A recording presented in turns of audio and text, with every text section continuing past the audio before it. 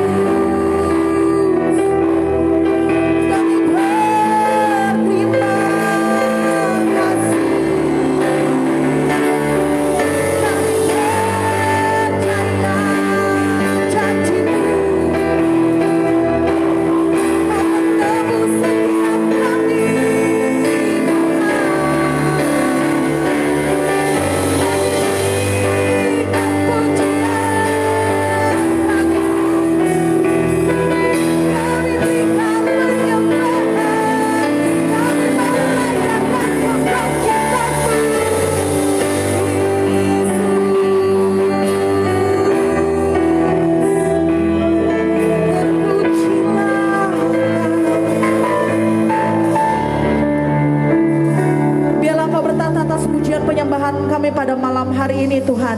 Dan sekali lagi kami mau dengan sukacita merayakan kebangkitan Tuhan yang luar biasa. Hanya di dalam nama-Mu kami berdoa dan mengucap syukur. Haleluya. Amin. Berikan tepuk tangan yang luar biasa buat Tuhan Allah kita. Mari jemaat Tuhan, kita semua bangkit berdiri. Kita merayakan kebangkitan Tuhan kita yang begitu luar biasa.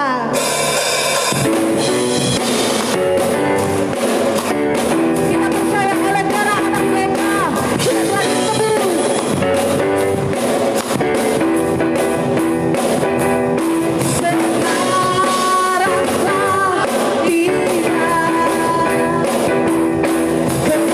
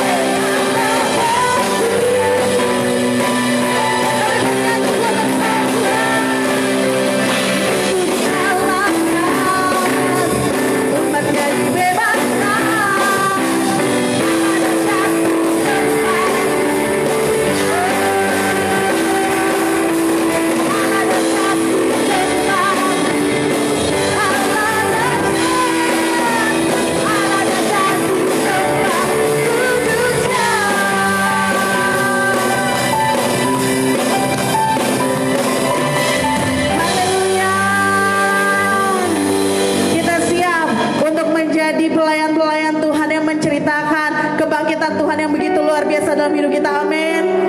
Karena tidak bisa physical distancing, silakan berikan senyum yang termanis buat samping kanan kiri, anak, istrinya, suaminya. Kita mau lihat bahwa di muka-muka yang berseri ada kemerdekaan baru yang luar biasa dari Tuhan. Amin. Mari silakan duduk jemaat Tuhan. Kita akan mendengarkan kebenaran firman Tuhan. Mari lebih lagi kita siapkan hati kita. Kita siapkan hidup kita. Kita mengimani bahwa firman yang akan disampaikan adalah firman yang menguatkan setiap kita, memperbaharui setiap kita.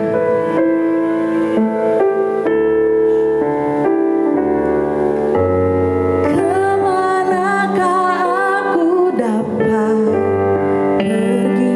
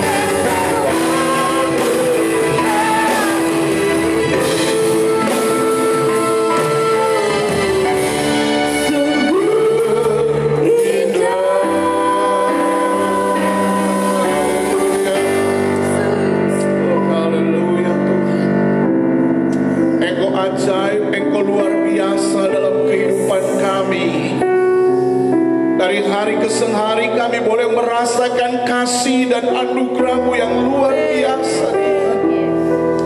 Bahkan di tengah-tengah kesulitan, kesukaran hari-hari ini, kasih-Mu semakin nyata atas hidup kami. Dan biarlah rasa syukur kami hari ini naik kepada Engkau Tuhan, sebagai satu persembahan yang berbau harum di hadapan Engkau. Engkau tahu apa yang sedang kami alami. Engkau tahu apa yang sedang kami gumuli ya Tuhan. Tapi kami ketika iman kami angkat kepada Engkau, dan kami lihat di sana ada kemenangan, di sana ada kekuatan, di sana ada kelepasan yang Engkau beri dalam kehidupan kami. Di hari kemenangan ini kami boleh bersorak-sorai. Di hari kemenangan ini kami boleh merasakan kemerdekaan yang sempurna dari Engkau ya Tuhan. Tapi itu Bapa di surga, tolong kami saat kami merenungkan firman-Mu, supaya iman kami dikuatkan, iman kami diarahkan, sehingga walaupun ada tantangan di depan kami, kami tidak akan mundur, tapi kami akan maju bersama dengan Roh-Mu yang kudus. Dan biarlah Roh-Mu meneguhkan janji-janji-Mu dalam hidup kami. Dan biarlah kami alami dan terus alami, sampai kami melihat kemenangan yang sempurna. Amin. Yang Engkau janjikan bagi kami menjadi nyata dalam hidup kami. Kami akan dengarkan kebenaran-Mu malam ini. Tuhan, tolong umat-Mu dimanapun berada Tuhan, dan apapun kondisi yang mereka sedang alami, biar malam ini teguhkan mereka, lawat mereka Tuhan, jamah mereka Tuhan, dan mereka boleh mengalami akan kasih dan anugerah. Kami siap dengar firman-Mu dalam nama Tuhan Yesus Kristus. Haleluya, haleluya, amin, haleluya. Kemuliaan untuk Tuhan. Haleluya, haleluya. Puji Tuhan. Shalom Bapak Ibu yang dikasihi oleh Tuhan. Apa kabar saudara hari ini? Luar biasa. Iya, amin, amin saudara ya. Saya tahu saudara kasih Allah cukup bagi kita semua. Saya tahu bahwa saudara sedang diberkati oleh Tuhan, dan kita sedang ada di dalam satu waktu, kita sedang ada di hari Minggu yang berbahagia ini.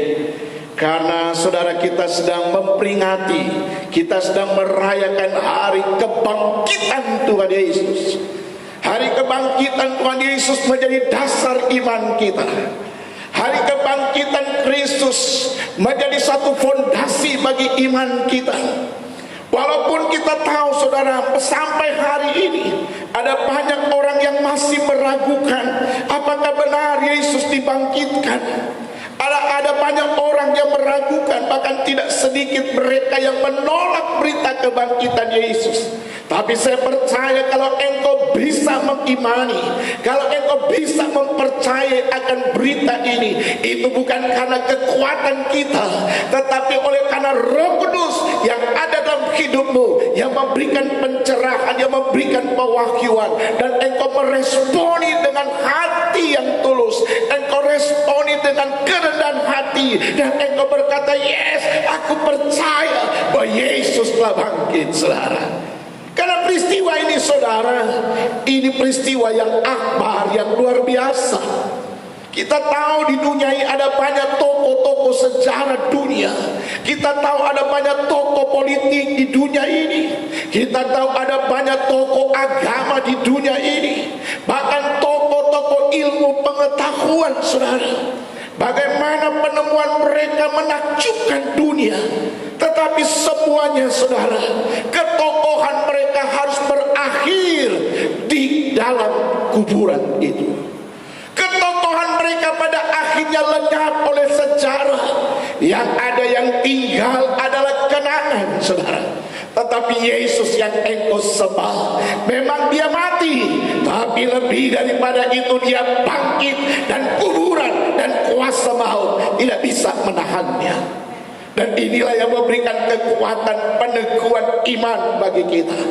Saya sangat percaya saudara, mungkin ke depan kita akan makin banyak mengalami kesulitan dan pergumulan, tapi kuasa kebangkitan yang ada dalam hidup saudara, itu yang akan menguatkan saudara, itu yang akan memberikan pengharapan bagi kita semua, bahwa yang terbaik pasti Tuhan akan berikan bagi kita. Amin.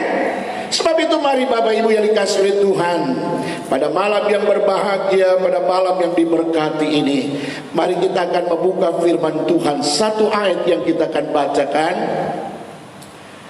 dalam Injil Lukas pasal 24 ayat yang kelima. Injil Lukas pasal 24 ayat yang kelima. Kita akan baca bersama-sama ayat ini. Sekali lagi, Injil Lukas pasal 24 ayat yang kelima. 1, 2, 3. Mereka sangat ketakutan dan menundukkan kepala. Tetapi kedua orang itu berkata kepada mereka, "Mengapa kamu mencari Dia yang hidup di antara orang mati?" Saudara, kalimat yang saya mau tekankan malam ini adalah, mengapa kamu mencari Dia yang hidup di antara orang mati? Ini satu ungkapan saudara malaikat kepada perempuan-perempuan yang datang di pagi hari. Mereka ingin saudara menjenguk kubur Yesus. Mereka ingin mempersembahkan atau memberikan sesuatu saudara. Tetapi saudara, ketika mereka sampai di kubur Yesus, mereka berjumpa dengan dua orang malaikat di sini. Dan malaikat itu berkata, "Mengapa kamu mencari Dia yang hidup di antara orang mati?" Ayat yang ke-6 dikatakan, "Dia sudah bangkit." Jadi penegasannya kepada perempuan-perempuan ini mau berkata bahwa Yesus yang engkau ikuti selama ini, Yesus yang selama ini mengajar engkau, Yesus yang selama ini memberikan teladan hidup bagimu, Dia memang kemarin hari Jumat Dia mati, tetapi pada hari ini Dia tidak ada di sini. Dia sudah bangkit. Dia telah merdeka. Dia telah lepas dari kematian yang kekal itu. Saudara, bagian yang berikut yang menarik adalah penginjil Lukas menunjukkan bahwa berita kebangkitan ini disampaikan kepada para wanita. Saudara tahu, saudara, budaya pada waktu itu, seorang wanita tidak boleh menjadi saksi di pengadilan, karena dianggap wanita itu adalah kelompok manusia nomor sekian. Jadi itu tidak dianggap saudara pada zaman itu. Tetapi yang kita sangat luar biasa, penginjil Lukas mau menampilkan sesuatu yang luar biasa, sesuatu yang tidak biasa, mau mengungkapkan bahwa berita kebangkitan itu justru disampaikan pada orang-orang yang tidak dianggap, orang-orang yang sangat sederhana, yang nyaris tidak dihargai. Sehingga apa yang mau dia ungkapkan, bahwa siapapun manusia itu, siapapun engkau adalah berharga di mata Tuhan. Budaya boleh tidak menghitung kita, status sosial mungkin mengesampingkan mereka, tetapi di mata Tuhan mereka adalah jiwa-jiwa yang layak untuk ditebus. Di mata Tuhan mereka adalah sama berharga dengan makhluk manusia yang memiliki predikat, memiliki status sosial yang tinggi. Sebab itu Bapak Ibu dikasih oleh Tuhan, siapapun engkau pada malam ini, dimanapun engkau berada saat ini, saya mau katakan malam ini bahwa engkau berharga di mata Tuhan. Berita kebangkitan adalah milikmu. Berita kebangkitan ditujukan kepada engkau, karena engkau berharga di mata Allah. Sekali lagi, mungkin hari-hari ini engkau tidak dilirik oleh dunia. Dunia yang saya maksudkan adalah orang-orang di sekitar saudara. Mereka mungkin tidak memperhitungkan engkau, mencemooh, meremehkan engkau. Tapi dengar saudara, di mata Tuhan engkau berharga. Dia mati untuk engkau, dia bangkit untuk engkau. Bahkan kelak dia naik ke surga hanya dengan satu tujuan. Yohanes pasal 14 berkata, aku pergi ke rumah Bapa dan menyediakan tempat bagimu. Dan kalau tempat yang sudah disiapkan itu sudah selesai, maka dia akan turun ke dunia ini. Untuk apa? Untuk engkau yang dianggap dunia tidak berarti, untuk engkau diremehkan oleh dunia, untuk engkau yang mungkin hari-hari ini merasa tidak ada orang yang peduli dengan engkau, tapi dia sangat peduli dengan engkau. Dan dia ingin menolong engkau, dia ingin membantu engkau, dia ingin bersama dengan engkau. Dan bersama dengan Tuhan Yesus kita cakap melakukan perkara-perkara yang besar. Amin. Sebab itu saudara, berangkat dari ayat itu saudara, ayat ini, maka kita temukan yang pertama bahwa kebangkitan Yesus adalah tanda bahwa usaha setan gagal. Saudara, yang pertama sekali lagi, dengan berita kebangkitan yang malaikat sampaikan kepada perempuan-perempuan ini, bahwa menunjukkan kepada kita bahwa kebangkitan Yesus adalah tanda bahwa usaha setan gagal total. Kata orang Jawa, gagal maning.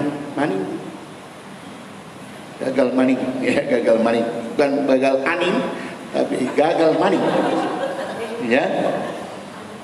Jadi Bapak Ibu dikasih Tuhan, berita kebangkitan yang berkata, mengapa kamu mencari Dia yang hidup di antara orang mati, mau menunjukkan bahwa usaha dari setan, usaha dari si polis itu gagal total. Kenapa saya katakan usaha setan itu gagal total? Karena sekali lagi dari kitab Kejadian sampai kepada kitab-kitab Injil, bahkan sampai kepada kita hari ini, kita melihat ada usaha-usaha dari setan untuk menaburkan keraguan, untuk menaburkan kekhawatiran, untuk menarik manusia.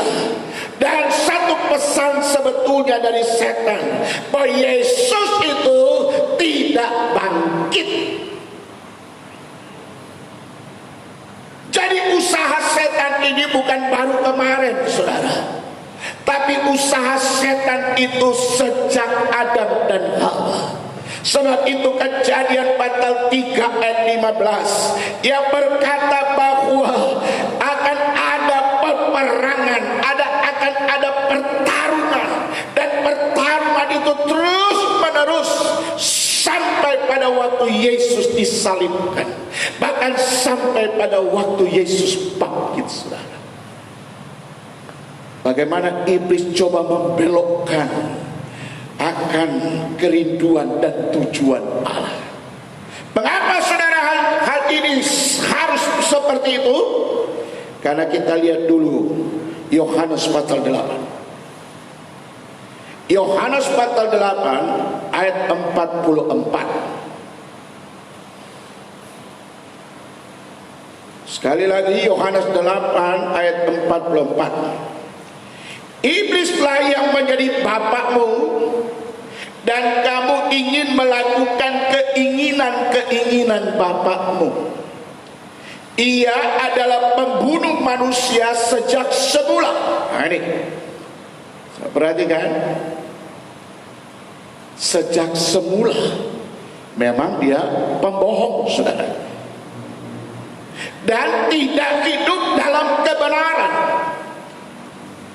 Jadi Alkitab dengan tegas berkata sejak semula, sejak awal memang iblis berusaha menggagalkan, menghancurkan karya keselamatan Allah. Dari generasi ke generasi dia menanamkan akan berita ini. Tetapi Allah yang berkuasa tidak berhenti, saudara. Sebab itu dikatakan apa? Sebab di dalam dia, maksudnya di dalam setan itu tidak ada kebenaran. Dan di dalam setan itu tidak ada kebenaran. Kenapa? Dia kaitkan, apabila ia berkata dusta, ia berkata atas kehendaknya sendiri, sebab ia adalah pendusta dan bapa segala dusta. Jadi Bapak Ibu dikasih oleh Tuhan, ada beberapa kisah dalam Alkitab menunjukkan saudara bagaimana usaha setan untuk memberangus, untuk menutup, untuk mendem, untuk menghalangi berita kebangkitan ini. Tapi tidak ada satu kuasa pun yang dapat menghalangi berita kebangkitan ini. Ada contoh saudara di dalam Matius pasal 28 ayat 11 sampai ayat yang ke-15. Bagaimana di situ dikatakan dusta mahkamah agama. Pada waktu Yesus tersalib, bahkan pada waktu Yesus mati, saudara, saya percaya para ahli Taurat, orang-orang Romawi, kelompok-kelompok yang tidak suka dengan Yesus, itu pasti mereka sedang berpesta, saudara. Mereka pasti sedang melakukan satu pertemuan, satu perayaan, bahwa Yesus yang tadinya begitu banyak pengikutnya, sekarang Yesus itu telah tergantung di atas kayu salib dan dia ada dalam kuburan saat ini. Sebab itu ketika saudara prajurit atau tentara-tentara Romawi datang dan berkata bahwa Yesus sudah bangkit, maka ada usaha daripada mahkamah agama ini dengan jalan nyuap, sogok, saudara. Supaya apa? Supaya mereka jangan sampaikan berita kebangkitan itu. Tapi dengan uang itu mereka berkata apa? Kalau ada orang bertanya di mana mayat Yesus, katakan murid-muridnya mencuri pada waktu kami tidur. Apakah itu maksud di akal, saudara? Sedangkan saudara kubur ini dimeterai dengan meterai pemerintah waktu itu. Apakah itu masuk di akal? Karena kalau tentara-tentara itu suatu kedapatan mereka tidak bisa melaksanakan tugas dengan baik, alamatnya adalah mereka dibunuh. Tapi saya mau katakan itulah usaha dari setan, saudara. Hal yang lain saudara kita temukan, saudara, dalam Injil Markus pasal yang ke-16 ayat yang ke-8b, di mana dikatakan di situ berita yang tidak dapat dibinasakan. Berarti kalau ada kesan di sana berita yang tidak bisa dibinasakan, ada usaha-usaha dari kelompok orang untuk memberangus, untuk menutup berita kebangkitan ini. Dan saya tahu saudara, di balik kelompok-kelompok orang ini ada setan yang menjadi sutradaranya di sini. Tapi Alkitab berkata, saudara, dengan berani, dengan penuh kuasa, maka mereka tersebar memberitakan bahwa Yesus sudah bangkit. Berita yang lain, saudara, bagaimana ketika Thomas diberitahukan oleh teman-temannya dan berkata, Yesus sudah bangkit. Tapi apa kata Thomas, saudara? Kalau aku belum tusukkan jariku di bekas-bekas luka Yesus, aku belum percaya. Saudara pikir itu hal terjadi begitu saja? Bayangkan saudara kalau sampai Thomas tidak percaya dan mereka diskusi dan mereka bertarung di sana antara Thomas dan murid-murid yang lain. Wah, itu kan satu berita yang menghebohkan, saudara. Bagaimana kita memberitakan Injil dan orang berkata, kau hidup sekarang, bagaimana dengan Thomas yang menjadi murid Yesus yang tidak percaya dia bangkit? Tapi kita lihat saudara, peristiwa kebangkitan Yesus ini adalah tanda bahwa usaha-usaha manusia, usaha-usaha dunia, usaha-usaha dari setan untuk memberangus berita kebangkitan, semua berhenti dengan diam. Kenapa? Karena kubur kosong menandakan bahwa dia tidak ada di sana. Amin. Sekarang kan saudara, bukan hanya sekolah yang kosong, kantor yang kosong, kubur pun ikut kosong, saudara. Ya, tapi jangan saudara berpikir saudara ini saya lagi membelokkan ke sana, tidak. Itu hanya intermezzo saja, ya. Hal yang kedua, saudara, ketika saudara malaikat itu berkata, mengapa kamu mencari dia yang hidup di antara orang mati? Malaikat mau berkata, dia sudah bangkit, dia tidak ada di sini. Dan kebangkitannya dia sudah sampaikan kepada kamu. Ini mau menunjukkan apa, saudara? Berita kebangkitan Yesus adalah kemenangan atas maut. Dan maut sudah dikalahkan. Maut tidak ada lagi atau tidak berkuasa atas orang-orang percaya. Maut di sini berbicara tentang kematian. Karena Alkitab berkata upah dosa adalah maut atau kematian. Kematian yang dimaksud di sini bukan kematian fisik semata-mata, tetapi kematian di sini, saudara, dimengerti sebagai hidup terpisah dengan Tuhan selama-lamanya. Jadi ketika dosa tidak dapat dibereskan, tidak bisa diselesaikan, maka yang terjadi adalah kita akan hidup terpisah dengan Allah. Bukan hanya di dunia ini, tetapi dalam keabadian, dalam kekekalan kita akan terpisah dengan Allah. Tetapi saudara, dengan berita kebangkitan, mengapa kamu mencari dia yang hidup di antara orang mati? Dia sudah bangkit. Ini mau proklamirkan, saudara, mau mengumumkan, yang mau menyampaikan bahwa maut tidak bisa berkuasa atas Yesus. Dan kelak maut itu tidak berkuasa atas diri saya, atas diri saudara, dan atas semua orang yang percaya kepada Tuhan. Amin. Sebab itu dikatakan, saudara, di dalam 1 Korintus pasal yang ke-15, 1 Korintus pasal yang ke-15 ayat 54 sampai 57 saya akan bacakan bagi saudara.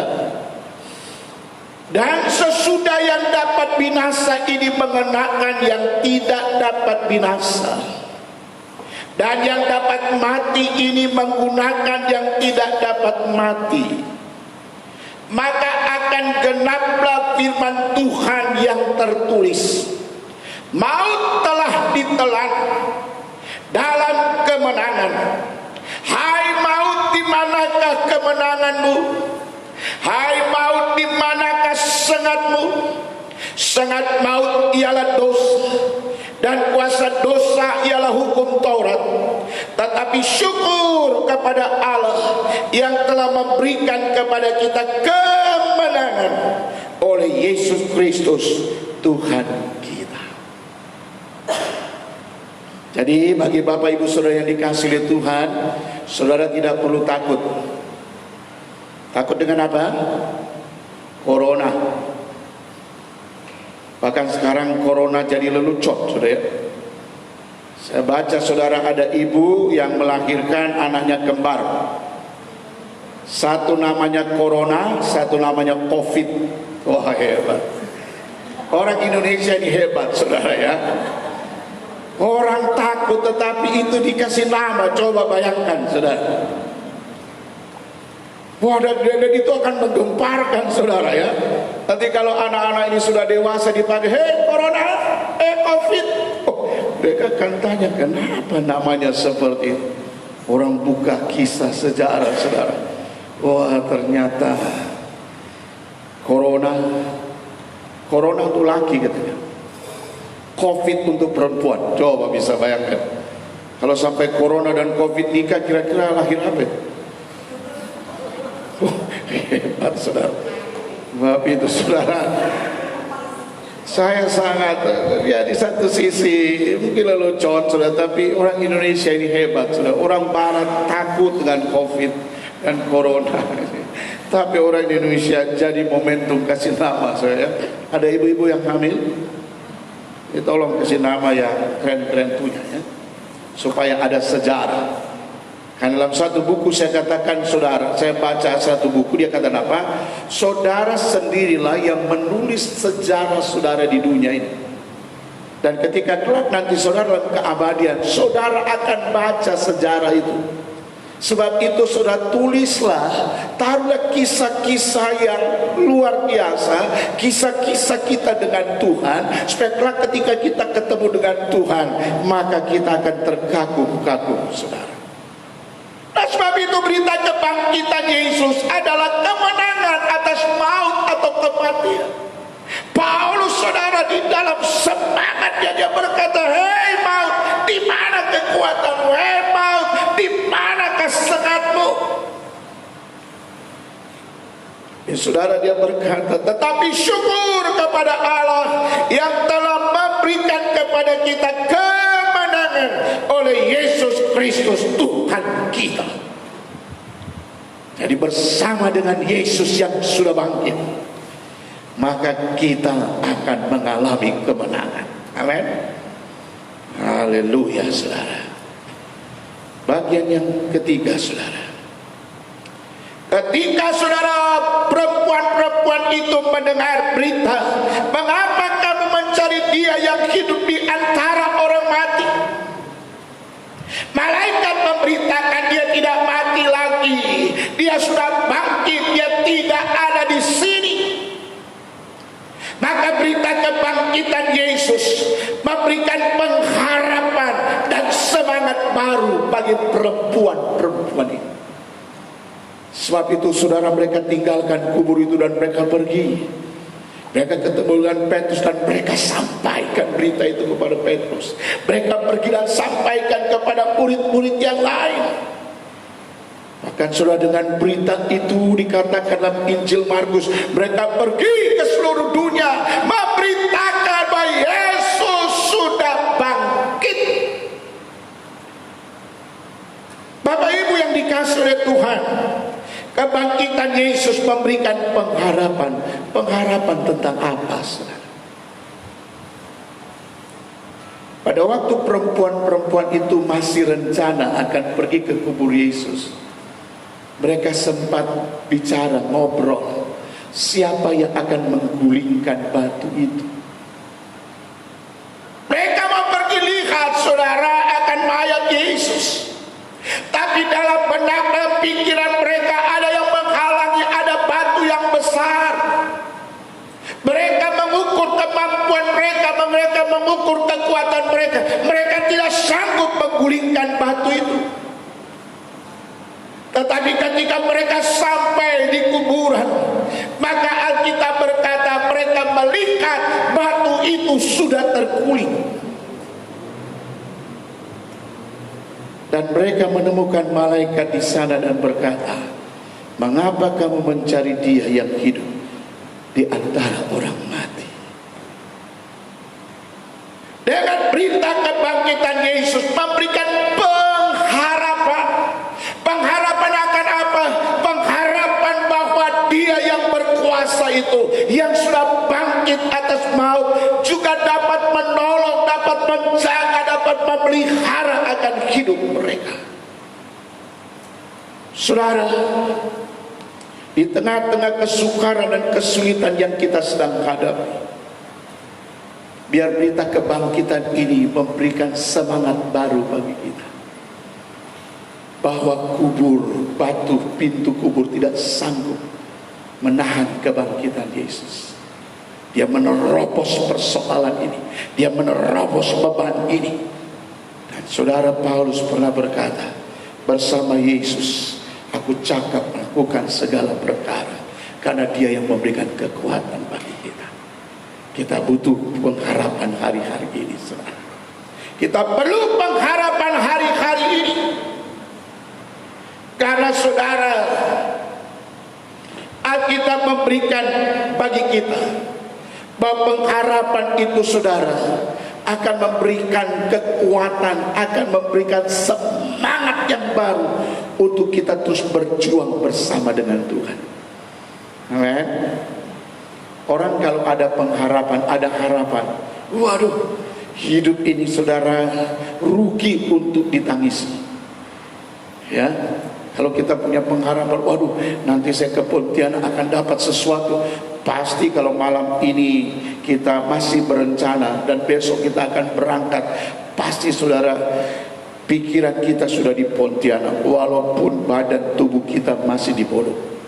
Tapi karena kita ada pengharapan di Pontianak, ada sesuatu yang kita akan dapat, maka apa? Kita akan semangat. Rasanya mau tunggu saat untuk pergi itu, waduh, lama sekali. Tapi kalau itu sudah ada, terus kita kepingin sampai di Pontianak. Nah, sebab itu kebangkitan Yesus memberikan pengharapan. Bukan hanya pengharapan untuk engkau hidup di dunia ini akan bersama dengan Tuhan. Ingat, saudara, saya pernah sampaikan kepada saudara, bukan berarti ketika kita berjalan bersama Tuhan, bukan berarti tidak ada tantangan, tidak ada pergumulan.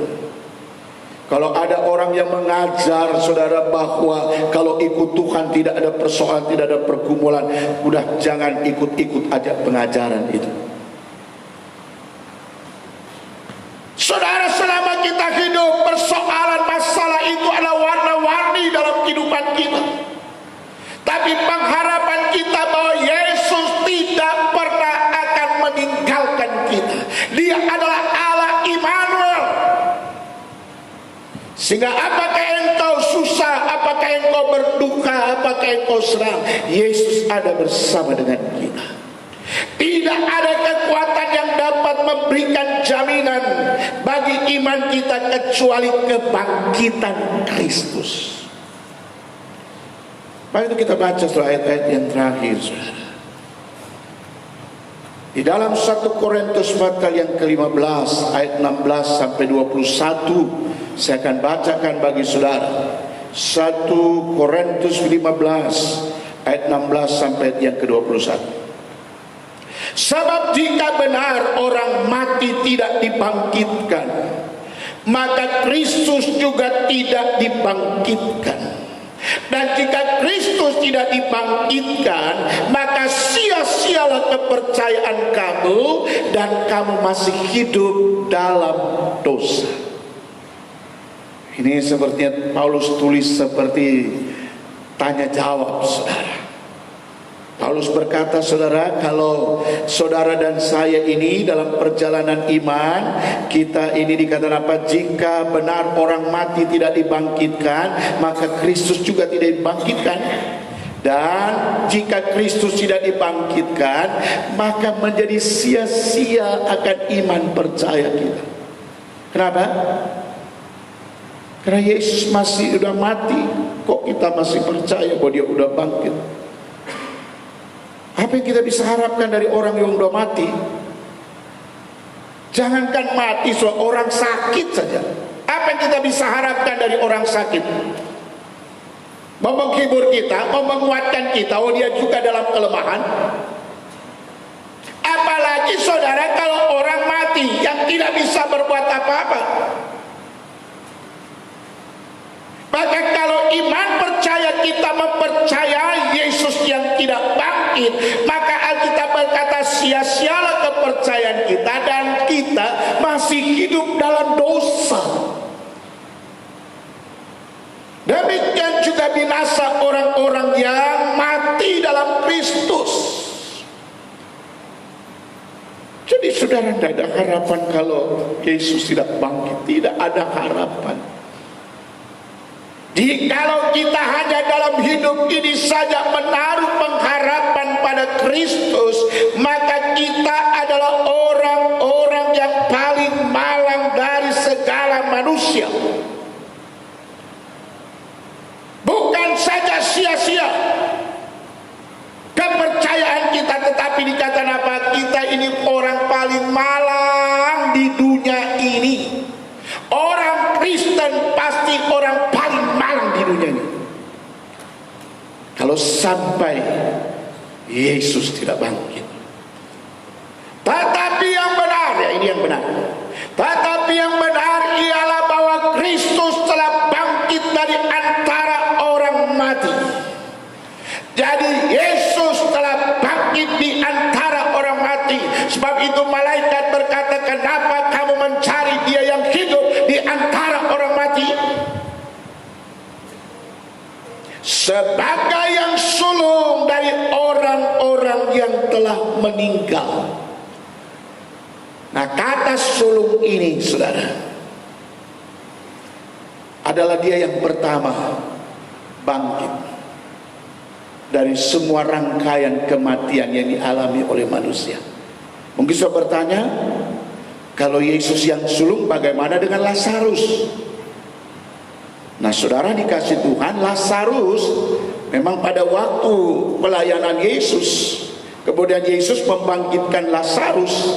Tapi saudara, kira-kira tahun-tahun berikutnya Lazarus juga akhirnya juga mati, saudara. Ya, Lazarus pada waktu itu akhirnya meninggal juga.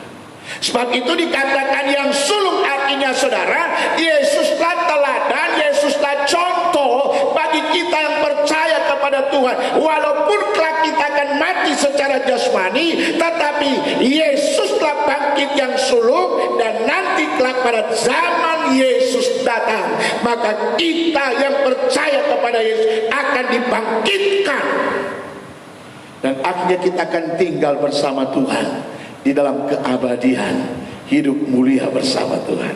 Amin. Sebab itu dikatakan apa, saudara?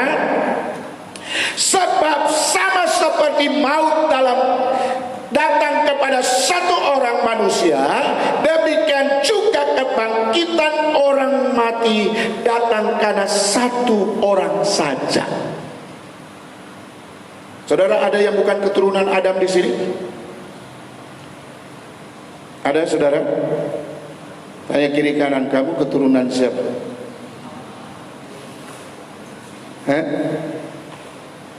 Saudara, dia katakan apa? Sebab sama seperti maut datang dari satu orang saja. Artinya saudara, karena nenek moyang kita Adam, dia mati, maka seluruh keturunan Adam semua mati. Kecuali saudara tidak ngaku keturunan Adam. Ya, tapi kalau saudara semua percaya bahwa kita ini akibat dari satu orang ini sampai kita ada, maka Adam itu ada sehingga saya ada. Kalau Adam itu mati, maka saya juga pasti akan mati. Nah, saudara, dikatakan apa? Demikian juga kebangkitan orang mati datang karena satu orang manusia. Artinya saudara, Yesus yang dipahami sebagai Adam yang kedua, dikatakan Adam pertama meninggal, Adam yang kedua bangkit, maka saya yang percaya kepada Yesus, saudara yang percaya kepada Yesus, maka saudara akan dibangkitkan sama seperti Kristus yang memiliki tubuh kemuliaan, tubuh sorgawi. Itulah pengharapan kita. bahwa kita akan tinggal bersama Tuhan dalam tubuh kemuliaan, dalam sorga yang kekal, dalam sorga yang mulia. Karena apa? Karena Yesus berkata, akulah jalan, kebenaran dan hidup. Tidak ada satu orang pun datang kepada Bapa, datang di sorga tanpa melalui Yesus. Dipastikan jemaat Tuhan, engkau telah menerima kuasa kebangkitan itu, sehingga kapanpun Tuhan memanggil engkau kembali, engkau tidak perlu takut. Keluarga pun tidak perlu takut. Ya, kalau di antara anggota keluarga kita dipanggil oleh Tuhan, saudara tidak perlu takut. Karena apa? Kekasih kita yang meninggal itu akan tinggal bersama dengan Tuhan. Dan kelak ketika kita juga meninggal, kita akan dikumpulkan bersama dengan Tuhan. Sehingga berita kematian itu tidak lagi menjadikan berita yang menakutkan bagi kita. Amin. Tapi kalau belum waktu, jangan cari-cari mati. Ya, kalau sudah waktunya, saudara, nggak perlu sakit kok, nggak perlu corona, kita bisa mati kok. Ya, sekali lagi, nggak perlu corona, nggak perlu covid, kita bisa. Orang udah belum covid, bisa habis kita. Sebab itu kenapa sudah begitu takut dengan corona? Kenapa takut, saudara? Sebab itu pesan pemerintah, jangan panik.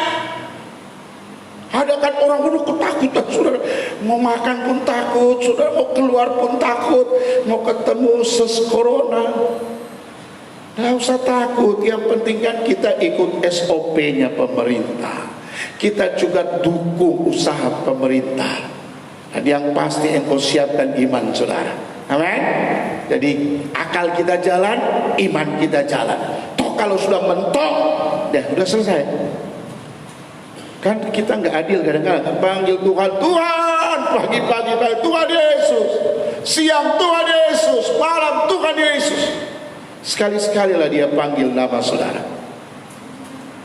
Halo? Saudara siap kalau dia panggil nama saudara? Nah, itu kan takut kan? Siap gak saudara? Saudara di rumah siap gak kalau dipanggil Tuhan? Hah?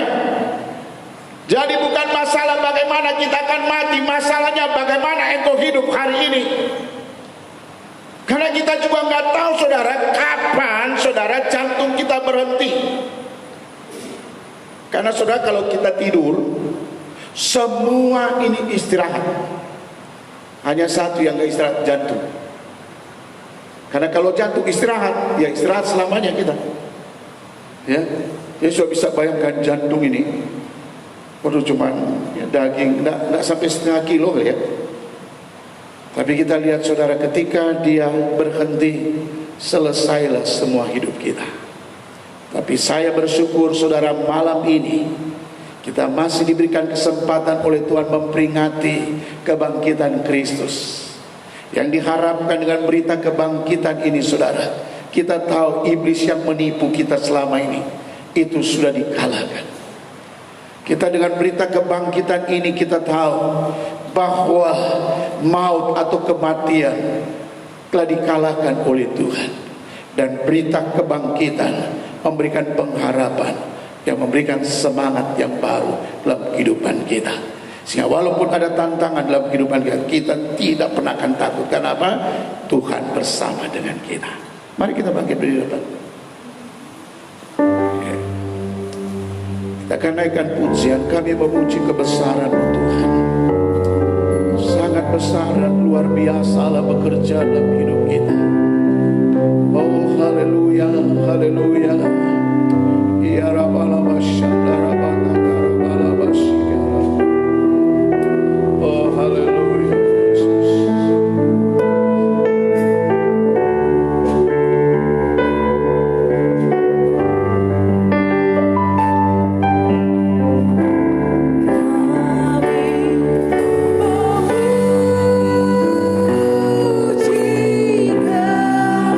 Besar